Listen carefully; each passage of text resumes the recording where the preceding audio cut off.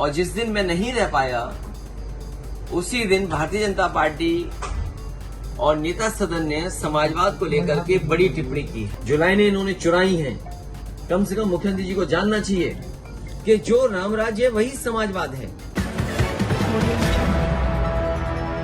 मैं सदन में नहीं रह पाया और जिस दिन मैं नहीं रह पाया उसी दिन भारतीय जनता पार्टी और नेता सदन ने समाजवाद को लेकर के बड़ी टिप्पणी की है।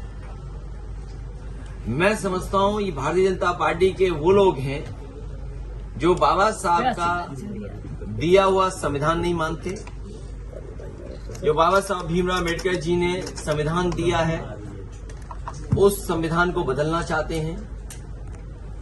ये समाजवाद शब्द तर्क में ये सरकार कह रही कि बाद में आया, लेकिन अगर हम अपने समाज को देखें या हम अपने समाज को समझें तो भारतीय समाज हमेशा समाजवादी समाज के रूप में ही आगे बढ़ा है, जिसमें समाज के लोगों ने एक दूसरे का सम्मान करना, एक दूसरे को कैसे साथ लेकर के जाएं, और जो हमारे संविधान में व्यवस्था दी है कि हमारा जो समाज बने वो समता मूलक समाज बने।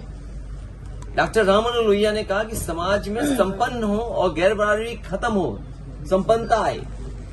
वहीं हमारे नेता सदन का ये कहना कि समाजवाद मृग तृष्णा है और न जाने क्या क्या कहना, जिस भाषण से उन्होंने वो लाइनें निकाली हैं, मुझे दुख है इस बात का। वो लोग हैं जो सबको बराबर नहीं देखते हैं, ये वो लोग हैं जो हर एक को हक और सम्मान नहीं देना चाहते हैं। जाति जनगणना हो जाएगी तो कम से कम सरकार को ये पता रहेगा कि कौन जाति कितनी पिछड़ी है, किसको कितनी आवश्यकता है। सरकार अपने पॉलिसी, अपने कार्यक्रमों के माध्यम से कम से कम वहां तक योजना पहुंचाने में कामयाब होगी।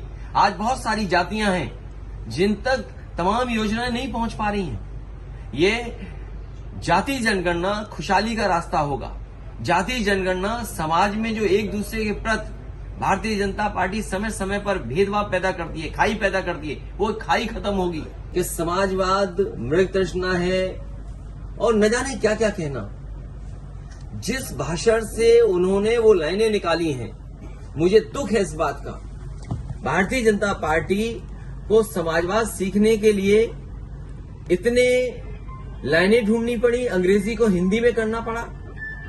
हमें भारत के लोगों को याद है कि अंग्रेजों को भगाने के लिए न जाने कितने लोगों ने कुर्बानी दी है, हमारे न जाने कितने लोग शहीद हुए हैं, जाने गई हैं। कई ऐसे लोग हैं जिनका सब कुछ चला गया, छिन गया, निछावर कर दिया उन्होंने देश की आजादी को और आजादी दिलाने के लिए, और ये वही लाइनों को दोहरा रहे हैं। यहां पर दुख है इस बात का कि जिन्हें समाज को बराबरी नहीं लाना है, राम राज्य नहीं लाना है। और मैंने कई बार कहा कि जो राम राज्य है वही समाजवाद है।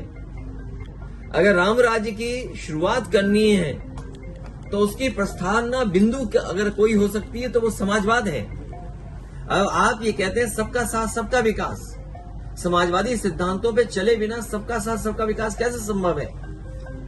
जो लाइनें इन्होंने चुराई हैं, कम से कम मुख्यमंत्री जी को जानना चाहिए कि दूसरे देश के किसी प्रधानमंत्री ने किस रूप में, किन परिस्थितियों में वो कहा, और वो देश कैपिटलिस्ट हैं और ये भारतीय जनता पार्टी भी कैपिटलिस्टों की सवाल किए थे, एक भी सवाल का जवाब नहीं दे पाए। एक भी सवाल का जवाब दिया हो तो बता दीजिए आप। ये सरकार वो जो बजट नहीं खर्च कर पा रही है, ये सरकार वो जो हमारे किसानों को धोखा दे रही है, ये सरकार वो जो आज भी सदन में कह रही है, और देखिए कितने कॉन्फिडेंस से सरकार कह रही है कि सबको रोजगार दे दिया। बेरोजगारी दर क्या 4.2%। इसका मतलब ये हुआ कि हर गांव में रोजगार नौकरी की भरमार है, कोई बेरोजगार गांव में नहीं बैठा। ये भारतीय जनता पार्टी का सपना है क्या? ये सच्चाई है? ये सरकार सवालों का जवाब नहीं दे रही है और सरकार पीछे हट जाती है जब कभी उससे सवाल पूछा जाए। दोस्तों, यूपी की धुआंधार राजनीतिक खबरों के लिए भारत एक सोच को सब्सक्राइब जरूर करिए और बगल वाली घंटी जरूर दबाइए, क्योंकि अगर आप एक बार नोटिफिकेशन बेल दबा देंगे तो आपको हमारे नए वीडियो की सूचना बिल्कुल मुफ्त में मिल जाएगी और आप जब चाहे जानकारी से भरा वीडियो अपनी मर्जी के मुताबिक देख पाएंगे। चलते हैं। जय भीम, जय भारत।